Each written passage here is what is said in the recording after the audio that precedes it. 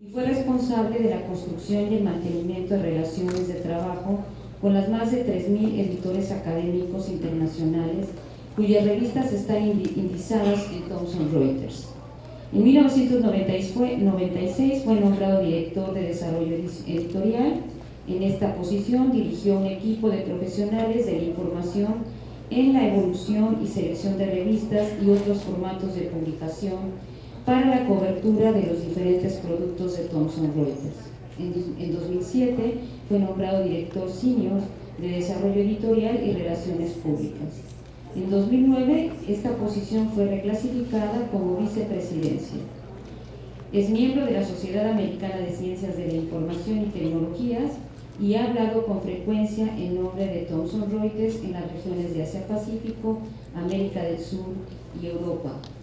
El doctor Testa va a presentar su taller y la idea es que al final, como siempre hacemos, pueda haber una sesión de preguntas y respuestas sobre los postulados que él va a exponer frente a ustedes.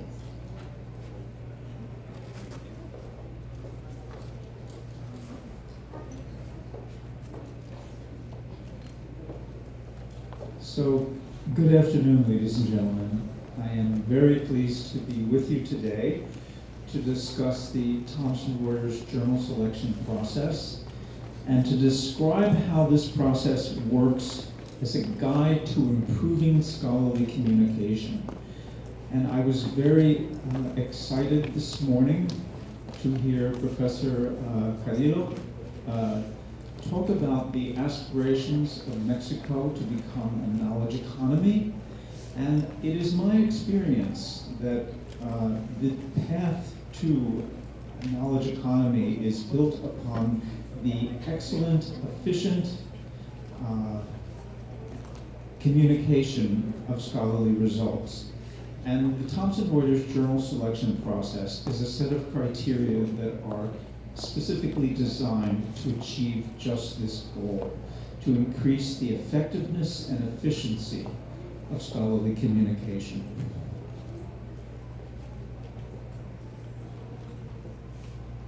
So there are two main objectives to the Thomson Reuters journal selection process. And the first is to evaluate and select the best scholarly journal content available for coverage in the web of science. As a result of this steady application of the Thomson Reuters journal selection process over 50 years' time, we realize today that Web of Science core collection is known as the worldwide source for the top-tier scholarly research published in both international and regional journals. And the work of selecting journals for the Web of Science is done by the Editorial Development Department, a group of around 20 individuals who have vast experience in the literature of their subject, many of whom have been working in their particular field of expertise for more than 20 years. So they are truly masters of the literature of their subject. And the second objective is to provide the worldwide publishing community with objective standards useful in building world-class publications. Thomson Reuters has built lasting partnerships with publishers and editorial associations around the world in this effort to build journals that are of an excellent quality so that they might be accepted for coverage in core collection. One example that I am very fond of talking about is our relationship with China. It has been about 20 years since I began traveling to China to talk with them about their scholarly publications. As in Mexico, the Chinese published thousands of university journals. And when we began there in 1997, these journals were in a very sort of primitive state of development. They were all of a standard size with a minimum sort of an abstract and a few cited references, and in many cases full-text Chinese and many references still in the Chinese language and not in the Roman alphabet. Today, and in those days, they covered about 30 journals in Web of Science. Now there are nearly 200 Chinese journals in Web of Science, and some of them are of extremely excellent quality.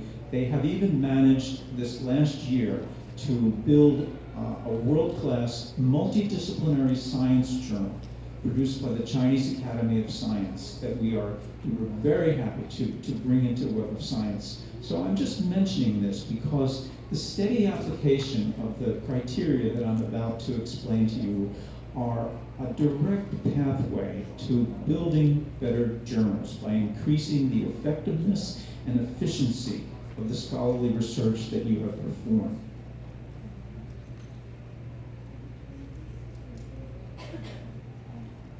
So, what is the Web of Science core collection today? I just want to give you some background that the Web of Science, actually the Science Citation Index, began around 1972, and it had about 1,000 journals covered then, which published around 200,000 source items and maybe 4 million cited references. But today, we see that the Web of Science core collection is a vast multidisciplinary index of standardized metadata, source items, and cited references from a selected and rigorously curated collection of 12,700 top-tier international and regional journals in all areas of the sciences, the social sciences, and the arts and humanities. It covers 170,000 conference proceedings from 1990 to 2015, also in the sciences and the social sciences and humanities, and 65,000 scholarly books from 2005 to 2015, also in the sciences and social sciences and humanities. And these publication formats have published 60 million source items. These are articles, reviews, conference proceedings, and book chapters.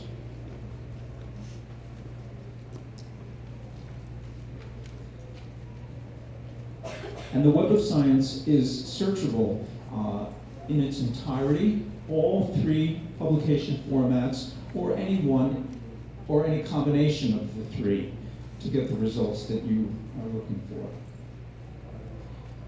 So, the WAS core collection is a true citation index in that we index each and every cited reference from each of the 60 million source items that have been indexed.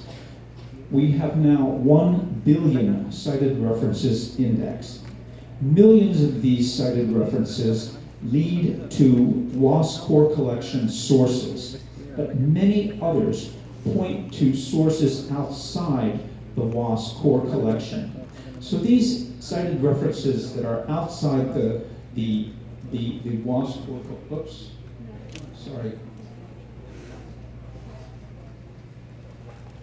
that are outside the core collection, they're used by editorial development to discover new publications for possible coverage. Users may also use these unlinked citations to identify emerging publications and research fronts. Consistency and standardization in indexing of all source items and every cited reference is the characteristic of the Web of Science core collection. This WAS core collection is not a collection of disparate elements based on disparate standards. Rather, every item is indexed according to well-established bibliographic policies that enable complete, consistent, and reliable results in both discovery and bibliometric studies.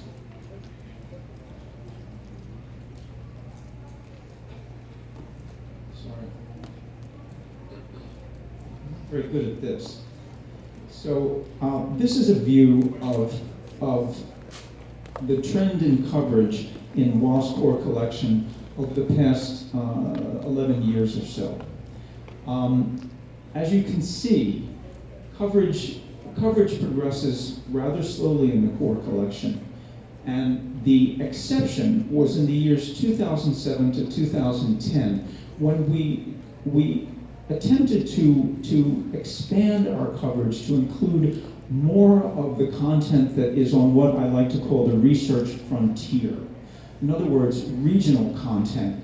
And during that period, we were able to select 1,600 excellent regional journals. We had a pool of 10,000 journals that we were looking at, with a possible goal of 2,000, but we were only able to find 1,600 that were able to meet the high publishing standards and the demand for novel content that we were looking for.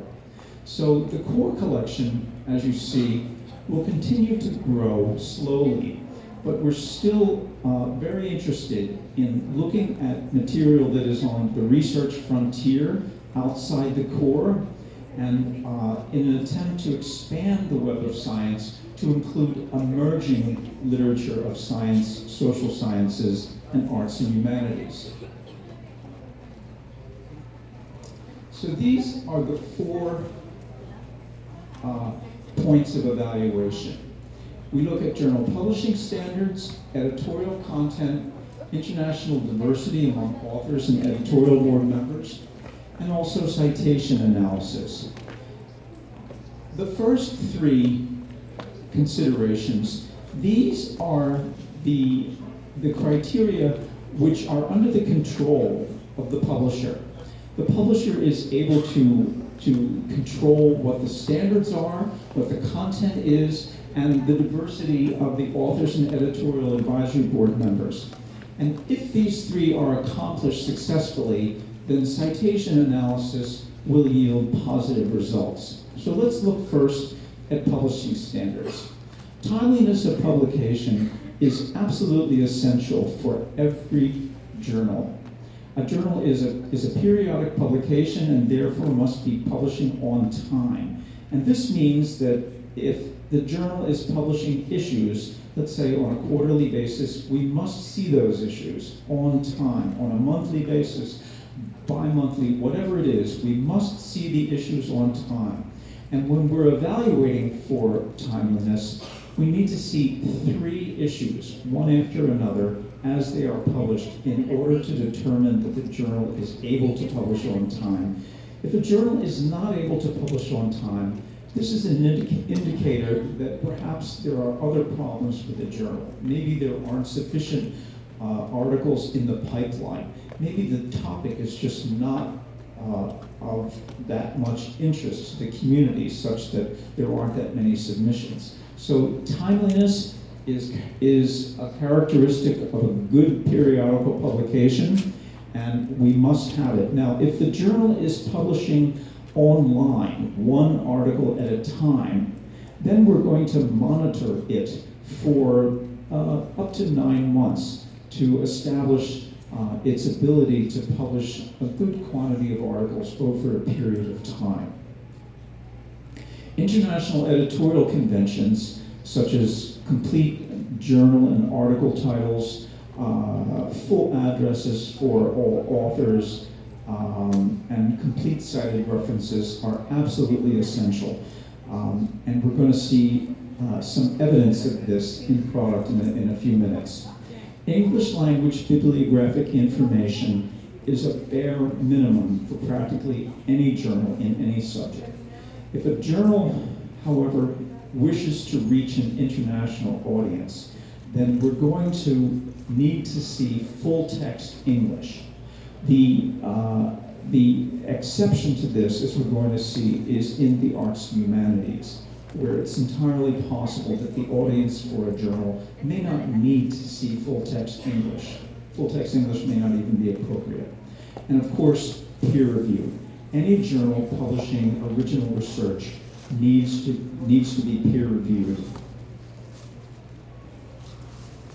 Editorial content is, I think, one of the most challenging and important issues for a journal publisher.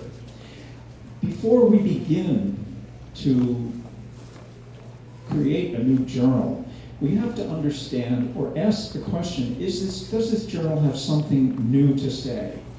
Is there, in fact, a market or an audience for the journal?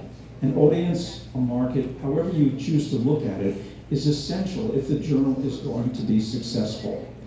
So when we see a new journal that comes to us for evaluation, we compare it to journals that are covered already in the Web of Science core collection and see how it compares to the coverage that we have now. So is this subject already well covered in WAS core collection journals?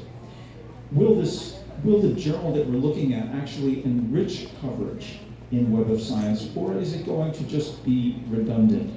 So the challenge is for the journal publisher to be certain before we begin this arduous process of creating a journal to ensure that there really is a need for more publication on a particular subject, that there is an audience, a market for it.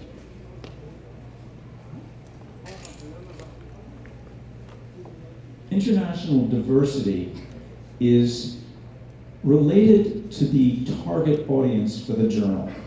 If, for example, the journal targets an international audience, then we really expect the journal to have an internationally diverse editorial advisory board and internationally diverse authors. This indicates to us that the subject is being treated in a global manner.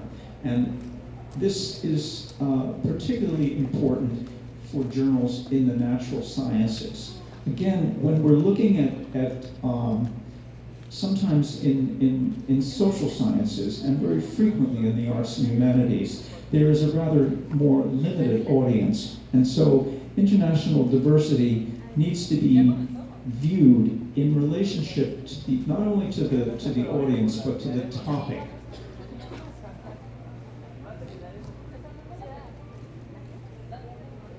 Citation analysis, as I said, comes as a result of our success in doing these first three, meeting these first three criteria. When we look at citation analysis on at least two levels, we look at total citations, which is the indication of the integration of the journal in the literature over time, the entire life of the journal. And we look at impact factor to understand what the recent activity for the journal is. And we are able to do both of these analyses using Web of Science data because the Web of Science is a true citation index. So even if the journal is not covered, we have captured citations to it that might have been given by other journals that are actually covered in the WAS core collection. So, and we also look at citations to the authors who present in the journal and the editorial advisory board members. So I'm going to talk more about citation metrics in a minute, but I want to be very clear from the outset that citation metrics only have meaning in editorial context appropriate for the journal. In other words, we cannot compare social science journals to chemistry journals. And when it comes to arts and humanities, citation analyses rarely play a role because arts and humanities journals, they are exceptional in that the journal-to-journal citation activity for arts and humanities journals is relatively rare compared to citations to and from books, works of art, and ancient literature, whatever the topic might be. So, and again, English language full text for arts and humanities journals may also be a requirement that is negotiable, shall we say. We're going to see an example of that later. What's most important in the arts and humanities is that the content be novel, well-focused, and it's often regional. So citation analysis plays a much, much smaller role with arts and humanities journals. In fact, I believe that the only topic where there is significant, any kind of significant citation impact is perhaps in linguistics, and even that is not so much. So it's about content with arts and humanities. So here we're going to look at some international editorial conventions as they appear in a Web of Science record. First, informative journal titles. This journal, Trends in Cognitive Sciences, fairly indicative of what is in store for us in this journal. Next, we're looking at fully descriptive article titles and abstracts. Now, this is extremely important because these, having a complete abstract that is full of keywords that describe or that indicate what the full contents of the journal are, as well as a fully descriptive title, really enable this article to be found in a search. So fully descriptive article titles and abstracts are really important international editorial standards. Full address information for every author. Extremely important if the journal wishes to really participate in the surrounding literature. By including full address information, we are enabling the community to communicate with the authors of this article and involve them in future studies. And of course, complete bibliographic information for all cited references. In Web of Science, we, of course, list all the cited references, and in this case, all of these references happen to link to sources that are covered. But the problem is that there could be other cited references that were incomplete in some way, and therefore did not enable us to link to a source. So it's really important that the cited references be complete so that the author and any of the authors of the article get full credit for any citation they receive.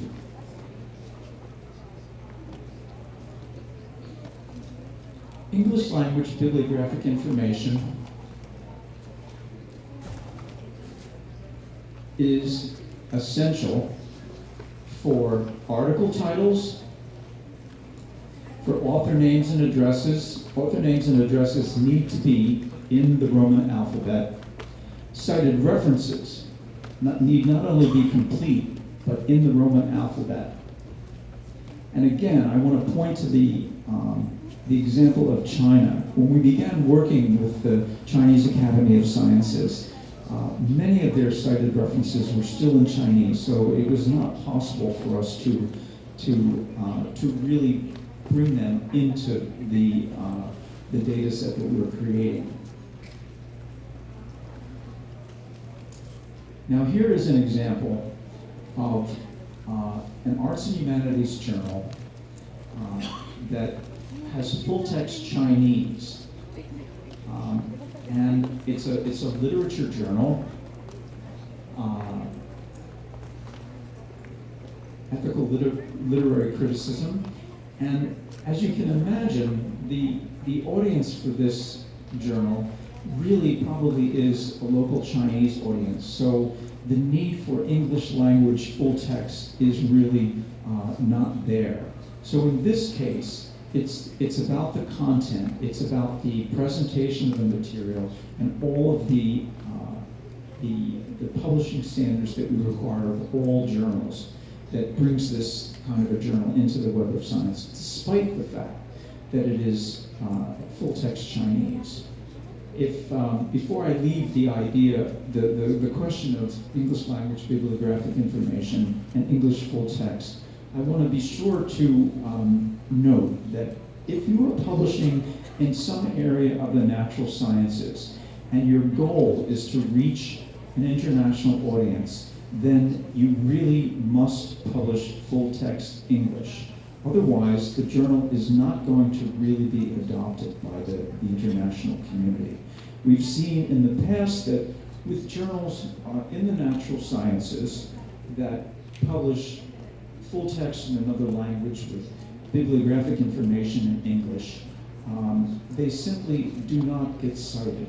They might be observed, or they might come up in a search, but the subsequent researchers are not actually going to use that material unless it's in English. So I urge you that if you have a journal that you wish to address to the international audience, the international community of researchers, and it is in the natural sciences, then by all means do everything you can to publish full text English. If you have a regional audience, then there's other considerations. Okay, peer review is absolutely essential for all journals of original research. And we realize that every journal has a different modality, a different process for peer review. But what is absolutely essential is that peer review be carried out in an orderly manner by experts in the field, and for this we rely on the integrity of the publisher. Peer review must be an explicit part of the publishing process, and it depends, as I said, on the integrity of the publisher for this to be validated. If peer review is not done in a careful and complete way, I guarantee you that it is going to result in low impact or no impact or some other problem with the journal. So by all means, consider peer review as one of the chief criteria for a great scholarly journal. Okay. Funding sources. If the research in your journal happens to be grant funded, by all means include that information with the article. This not only gives us an idea of the importance of this particular research in the community, but it is also very useful for the funding organization to see what their return on investment is. So by all means, if your journal has received funding for the research in a particular article, include that in the article's bibliographic information, because it's important to us and it's included in Web of Science. Okay.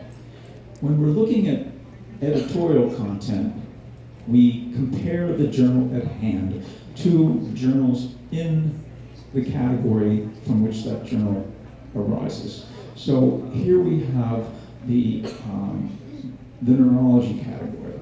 And when we have a new journal, we're simply going to compare its content to the journals that are already covered. Okay? So, here's just some illustration of how our view of international diversity works. Do the authors and the editorial board members represent the international community? This journal, Clinical Infectious Diseases, is an international journal, and we can see by the diversity of the members of its editorial advisory board here and the number of countries that are represented at the article level that it truly is reaching an international audience. Here we have countries as diverse as United States, South Africa, we have England and France, we have Thailand, we have China, we have Pakistan. So this clearly, the problem of clinical infectious diseases is often something that is rather critical in developing countries, but in collaboration with more developed economies, we can come to a solution and a cure. Here, we have another journal that targets an international audience, And just looking at the authorship of its papers, we see Chile, we see Egypt, we see USA at the top, but Nigeria, Ecuador, and so on. 60 countries are represented, but they're widely diverse. So this is clearly an international journal, claiming to be an international journal, but being successful in reaching an international audience by way of gathering papers from a wide variety of countries. Here, on the other hand, we have the Asian Pacific Journal of Allergy and Immunology, which originates in Thailand, and though 34 countries are represented in the authors of its articles, we see that most of them are from Thailand, Taiwan, India, a few from other countries, but it's most of the work is coming from Asia, from the Asia Pacific region. So this is clearly a regional journal, and the region is Asia Pacific.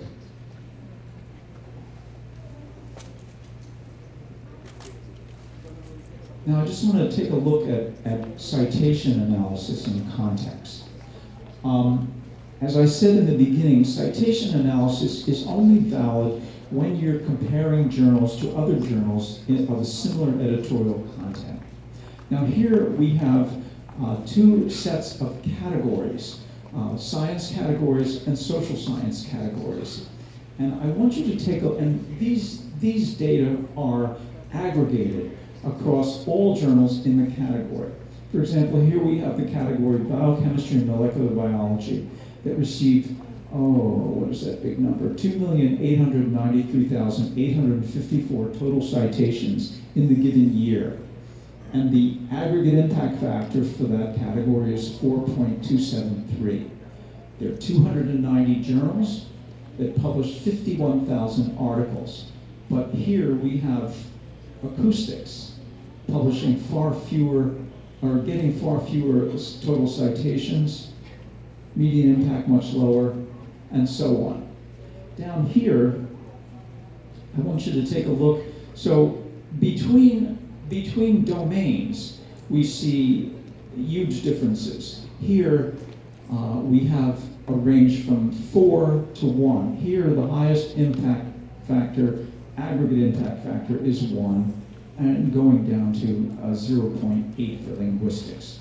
But within these social science categories, as I pointed out above, there are significant differences in the publishing and citing behavior of the scholars in these areas. Economics, for example, received a total of 401,962 citations.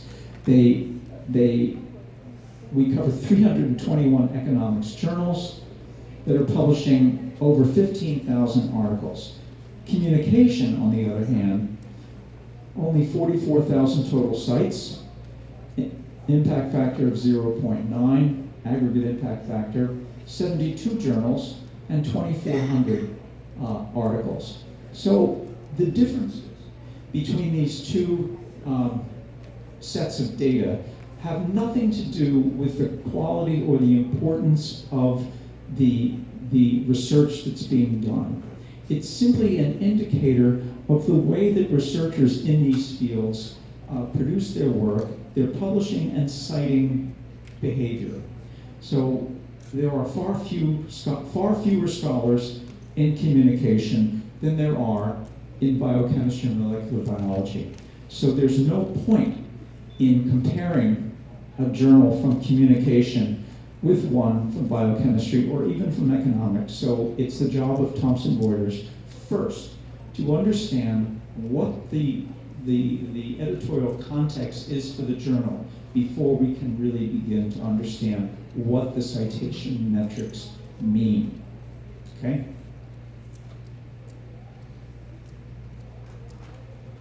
All right, so keep jumping ahead.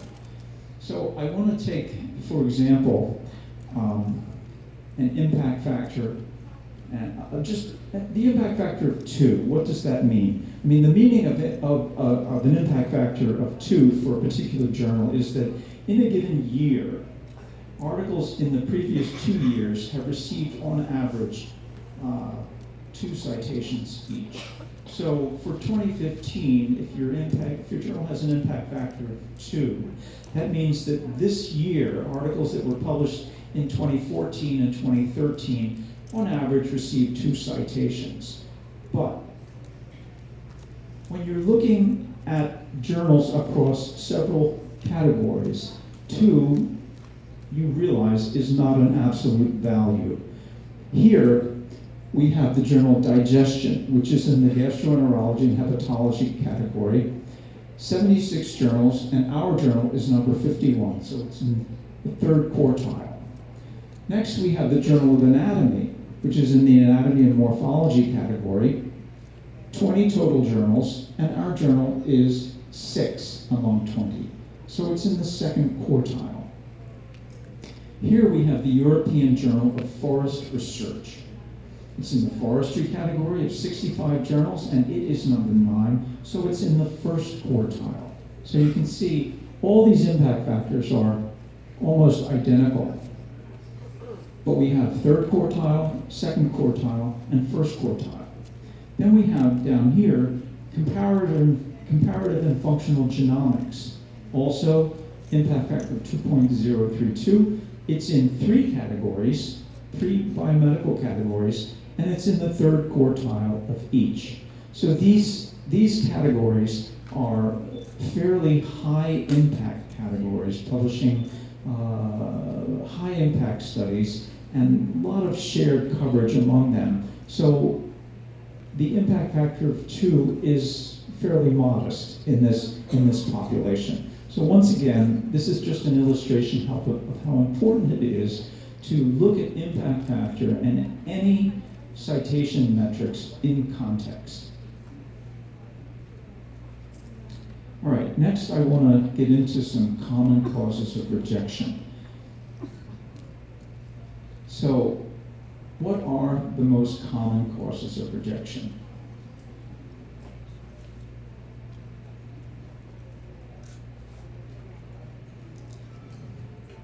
These four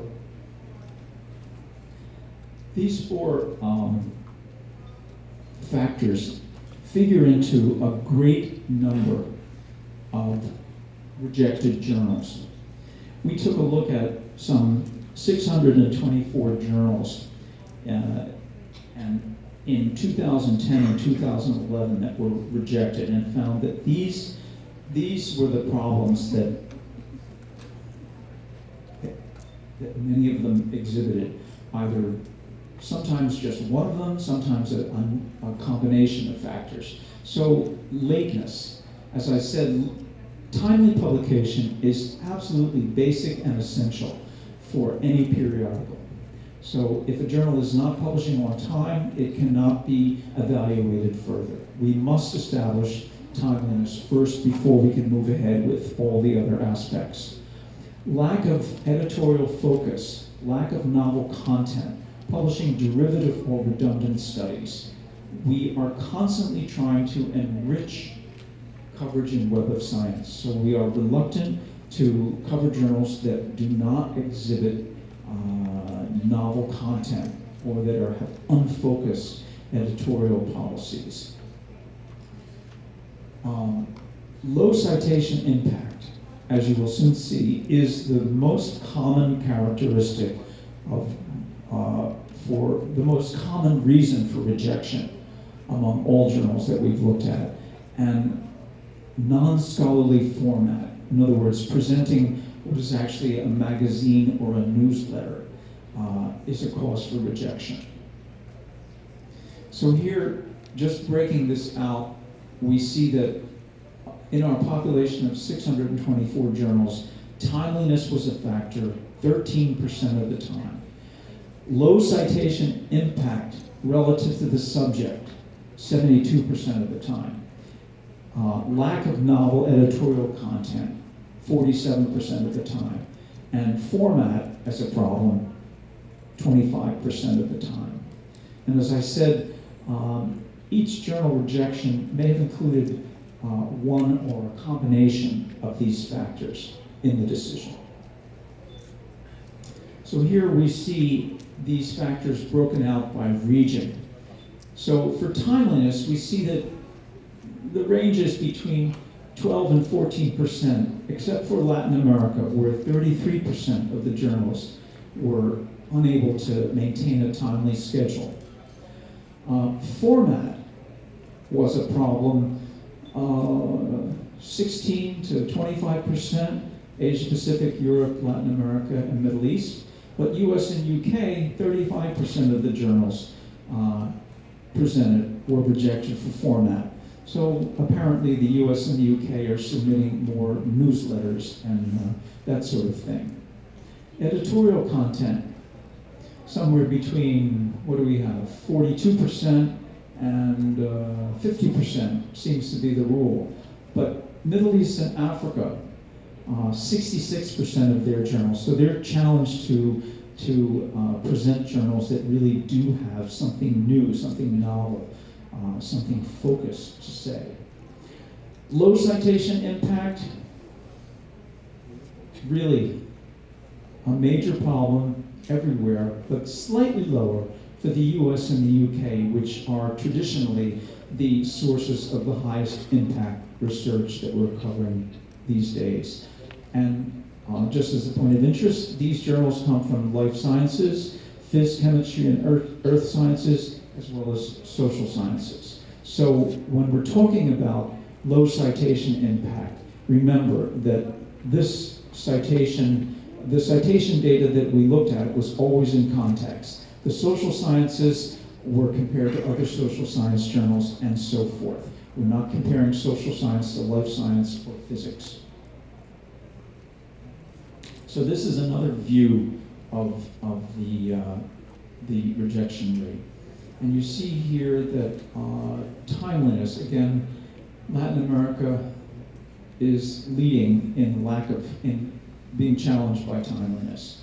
Format, US and UK, editorial content is a major problem in Middle East and Africa, and low citation impact is across the board a problem, especially apparently for Latin America. A little less for US and UK for the reason that I cited. So again, to just go back to the original slide, these criteria and our approach to journal evaluation, it has proven to be a very effective way for Thomson Reuters to gather up the most important and influential journals, the highest impact journals in every field for coverage in core collection. But I also want to remind you that we are interested very much in regional journals, journals that are publishing on what I call the research frontier. And in coming years, I think we're going to be able to bring more and more of those journals into the general vicinity of the web of science, not necessarily into the core collection, but into the Thomson Reuters family, so that we can see how they progress and how they're relating to the core and how the core is relating to them. For the purposes of this discussion, I think this second objective is most important.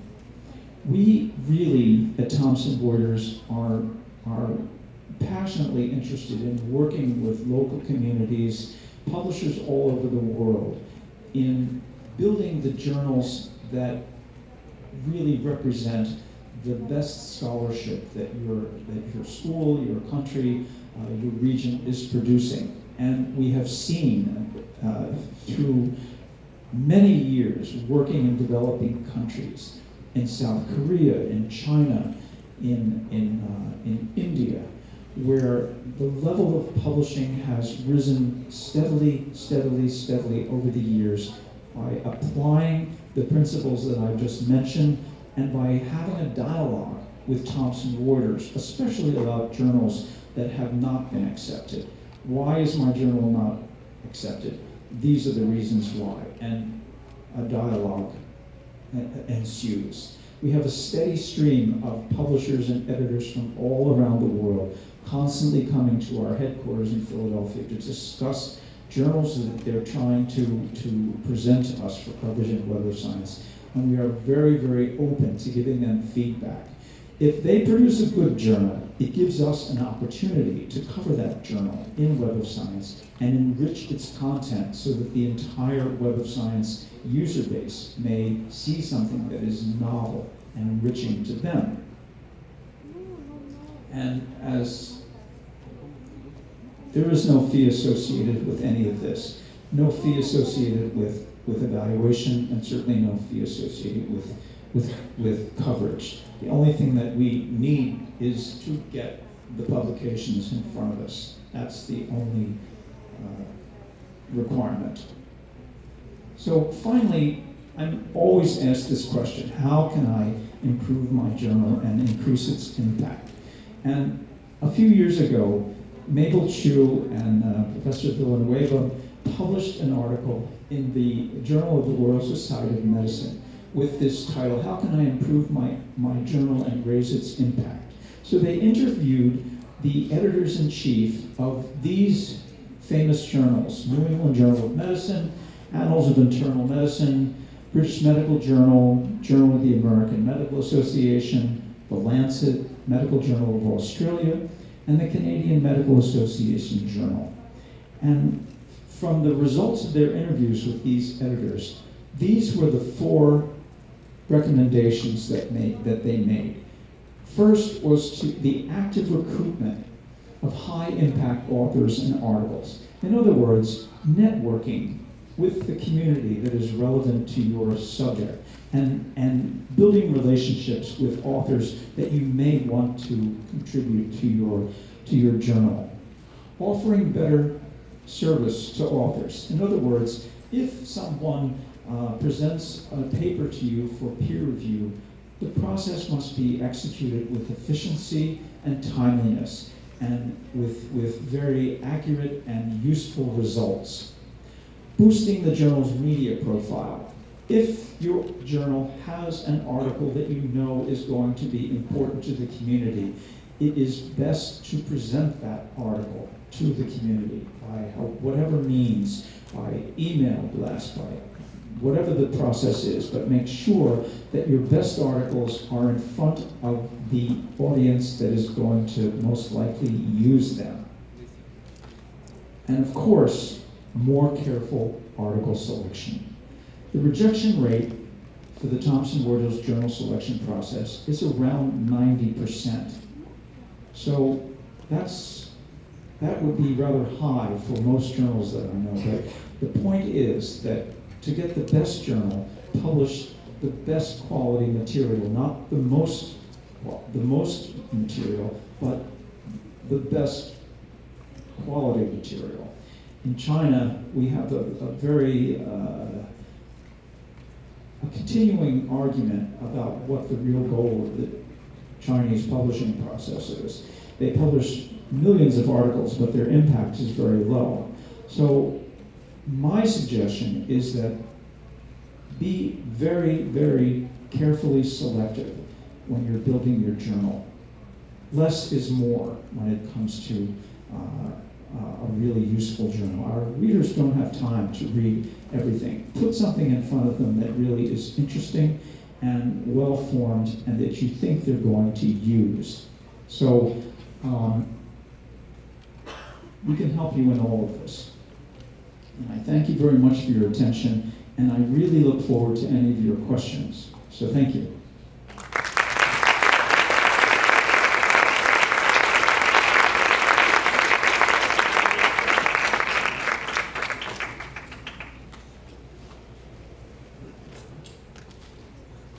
Questions? This tells me that I was completely clear, thorough, read everyone's mind, said everything that everyone wanted to hear.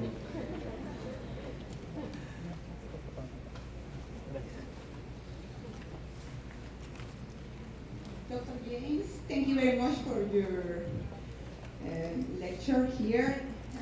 I am a junior research professor here in Mexico, and you tell us that the impact factor is not enough to evaluate or rate a journal.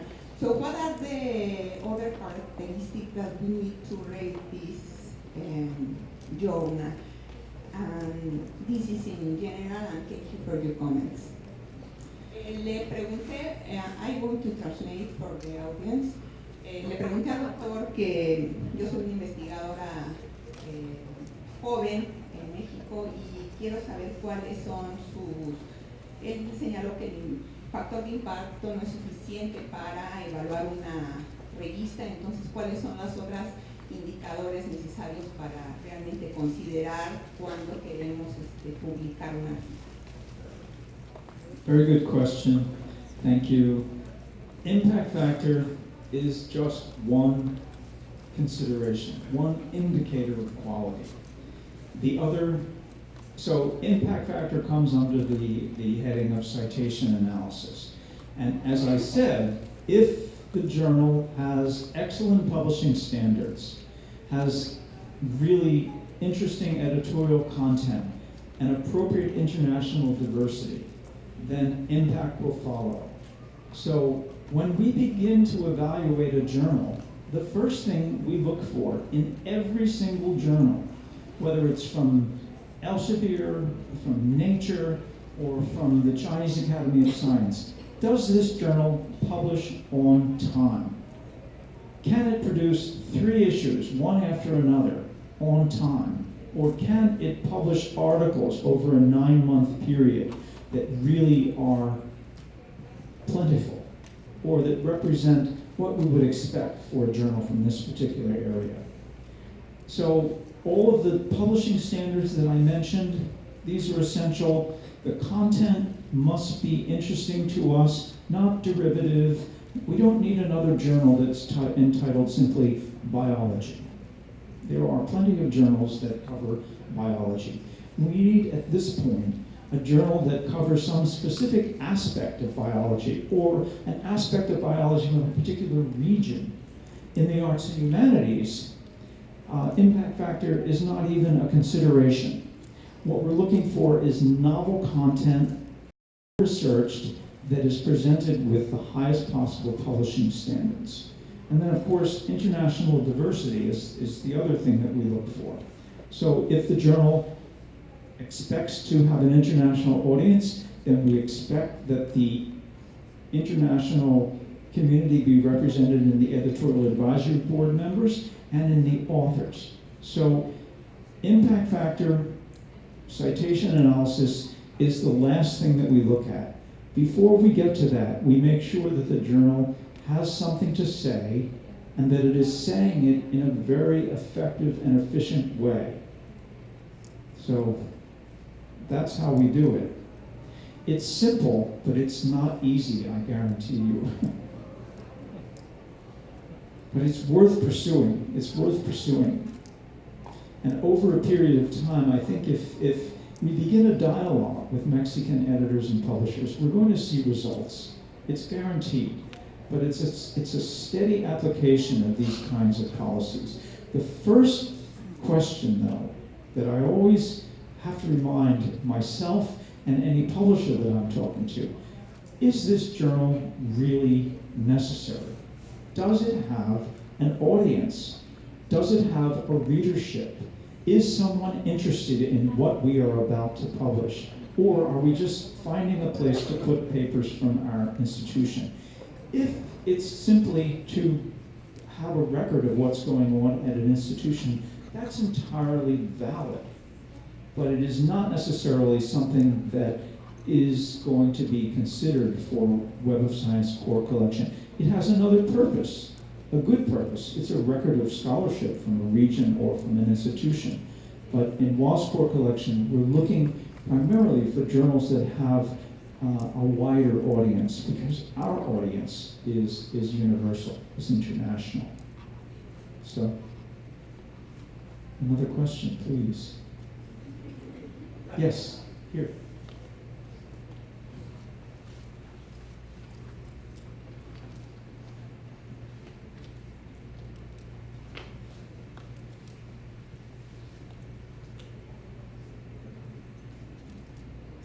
Professor, in terms of the rejection criteria, you pointed out the number of articles that are published. Could you be more precise on that? When you said that the 4 blocks that you... Yeah. Okay. Oh, did you say, I did not say number of articles. Oh, I see what you mean. Yeah, number of articles published. Okay. So, let's say a journal is publishing in surgery or infectious diseases. We have an idea of what quantity of articles are produced by that category of journals. And off the top of my head, I would say that I would expect to see 25 articles every quarter. Don't quote me on this. Let's say this is the number. So if a journal is publishing online, and it's a clinical medicine journal in a high volume field like surgery or infectious diseases, I'm going to expect to see quite a few articles in a 9-month period. Social sciences typically publishes fewer articles in all subjects. We cover 3,000 journals in the Social Sciences Citation Index, but if we compare those to 3,000 journals in sciences, we would see a huge difference in the output. Social sciences studies, they take longer, and there's just fewer of them. So when we say timeliness, first thing, the journal needs to be publishing on time. But if you're a clinical medicine journal and you're publishing 2 articles every 3 months, it's not enough. If you're publishing online in any field, we're going to be looking at the volume of articles published over, say, a 9-month period and see if the total quantity is comparable to what we would expect in that particular field. So, again, this goes back to the question of, is this journal really necessary? If the journal is not able to publish a significant number of important studies, then maybe we should leave it to other journals to do this particular work. You know, you have to wait until the right moment to bring out a new journal. In one of the examples that I love to use is evolutionary biology. This is a subject that became its own category about maybe 10 years ago at Thomson Reuters. Before that, articles on evolutionary biology were incorporated in other journals throughout the biology categories. But then we began to see that whole journals were devoting their content to this specific biological topic, evolutionary biology. And so we decided to put them in their own category. And by doing that, we were able to have citation metrics that had more meaning. Because when you're looking at a journal in an editorial context of journals of similar content, then the citation metrics make sense. Otherwise, they're not really comparable. So, I hope that answers your question. Good. The other thing, while I'm talking about citation metrics, I can't emphasize strongly enough how important it is for us at Thomson Reuters to cover a journal completely. In other words, if we accept a journal for coverage, we need to cover every single article in that journal and index every cited reference. Citation metrics do not have meaning unless the body of journals that we're talking about is covered in its entirety. If we have a journal that simply didn't produce articles, didn't produce issues during the period, we don't make an impact factor for that. And if we find that we have, for some reason, not indexed an issue during the period, we're going to get that issue and index it before we calculate the impact factor. Because it's only appropriate to assign citation analysis to a journal when the coverage is complete. We can't have gaps in the coverage and decide not to cover a particular item or an article. Everything in the journal must be covered for the citation metrics to be valid. Okay. Another question, please. Yes, sir. Well, thank you for your presentation. Very good presentation and clear. I will try in English. Sorry about my English. Well, very good. My question is, even when a publication, a journal has passed all the filters, all the analysis for you,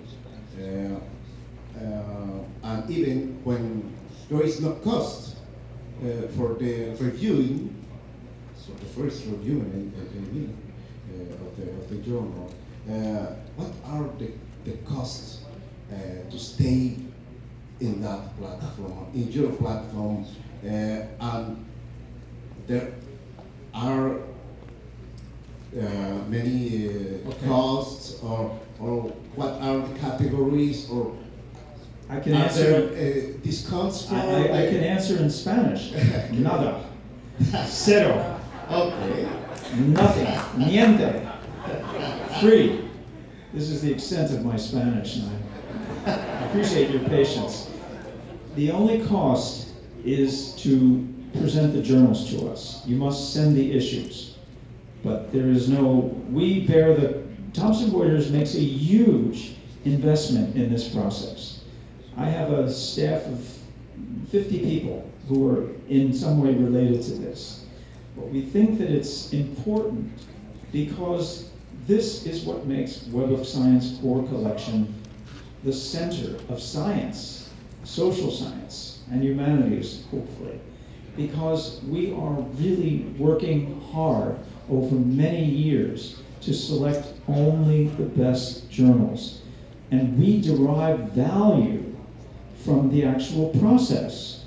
We don't need to be compensated for that because we derive value from it. But, as I said at the beginning, we also, I particularly, take a great deal of satisfaction from working with the community to help publishers and editors, countries, regions, to increase the efficiency and the effectiveness of scholarly communication. In other words, to present your research in a more effective and meaningful way to the appropriate audience. So no cost to you. Big cost to us, but it creates a lot of value for us too. So.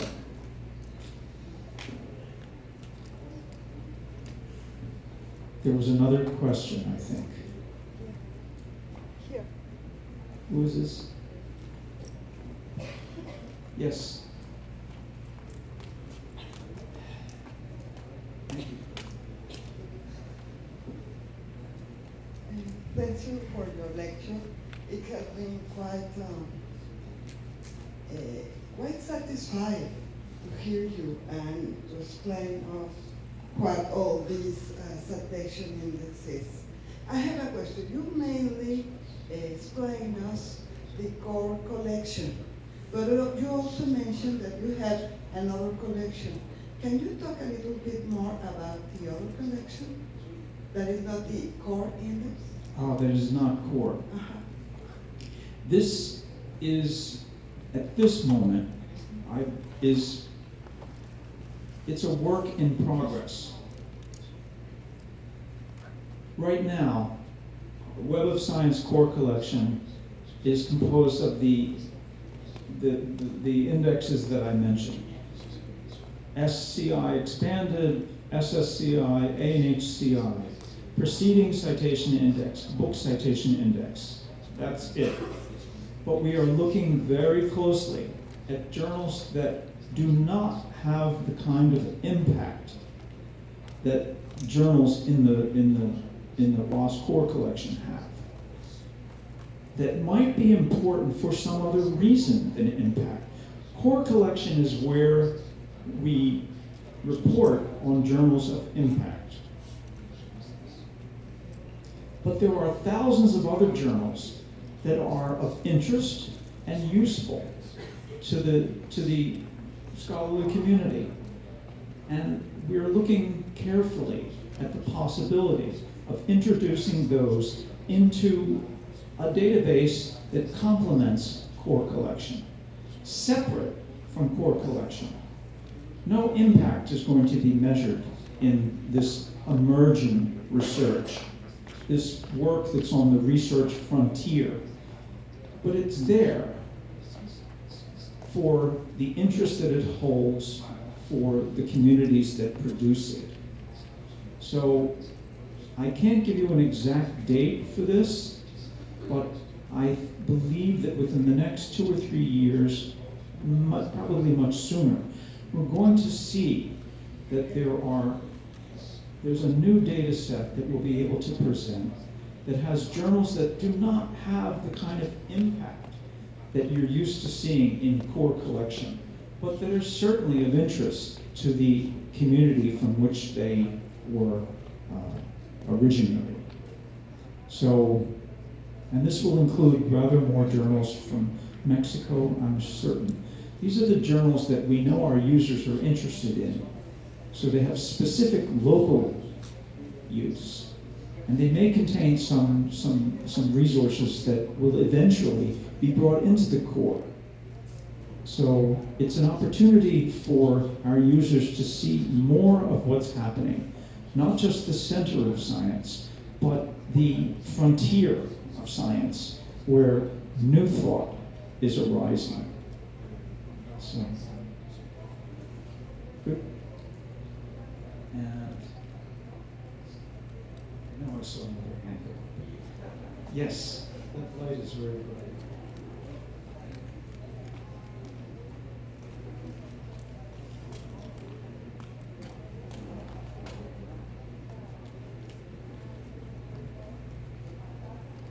It's a necessity for a Mexican sociological journal with a regional audience publish its articles in English in order of being evaluated or submitted for Web of Science or something like that? Not necessarily. If your audience is, if it's a Mexican sociological journal, correct? You have to ask, the question is, even if it's a Mexican sociological journal, do you think that the international audience would be interested in this research?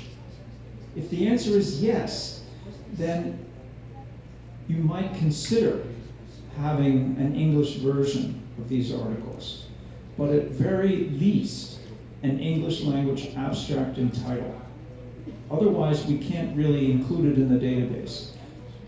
It could, involving a huge amount of translation, but I don't think we want to get into that. So, you're describing a regional sociology journal, and does it need to have full text in order to be, full text English in order to be evaluated for Web of Science? I think the more fundamental question is what is the audience for this journal?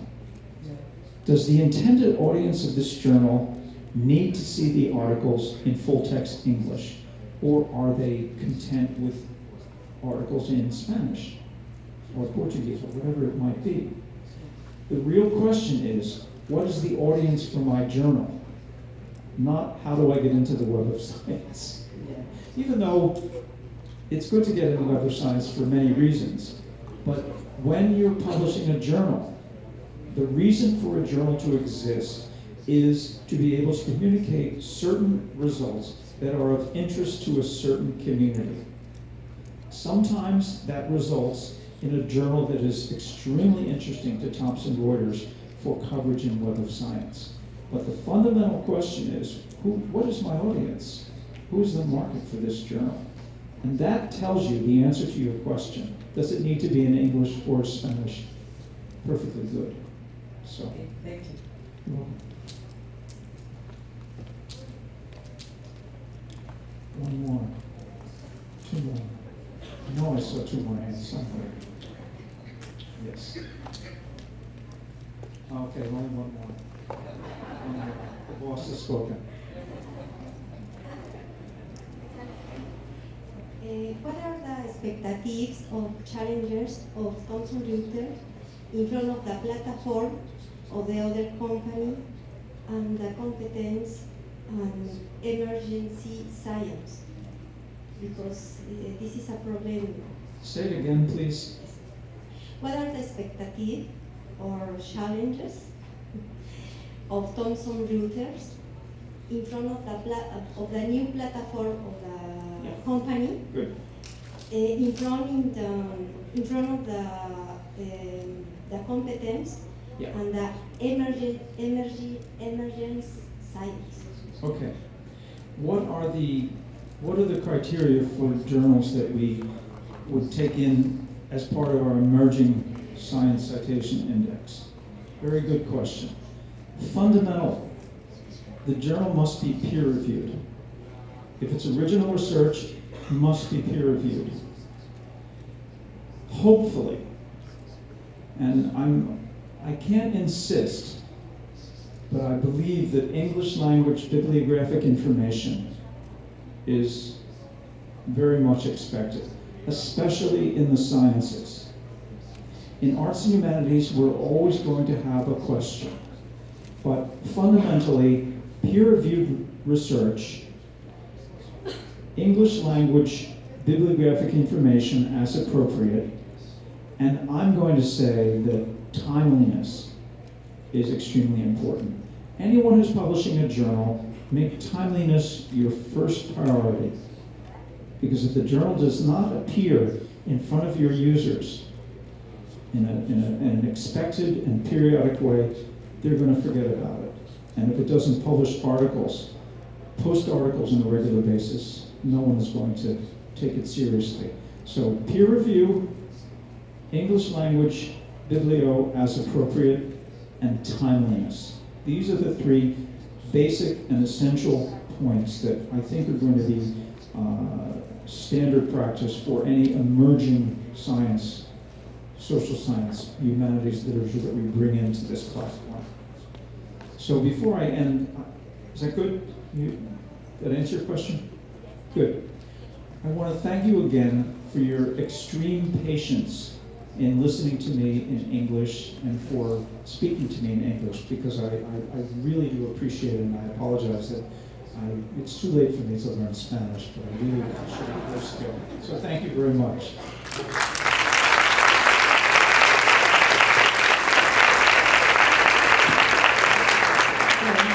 Como todos hablaron inglés, pero para que no se les olvide que con español, le vamos a dar su reconocimiento. El Consorcio Nacional de Recursos de Información Científica y Tecnológica otorga el presente reconocimiento para el Dr. James Testa por participar y brindarnos esta gran conferencia sobre la citación. Esperamos haber aprendido mucho de él y le damos las gracias y mañana lo ven también otra vez.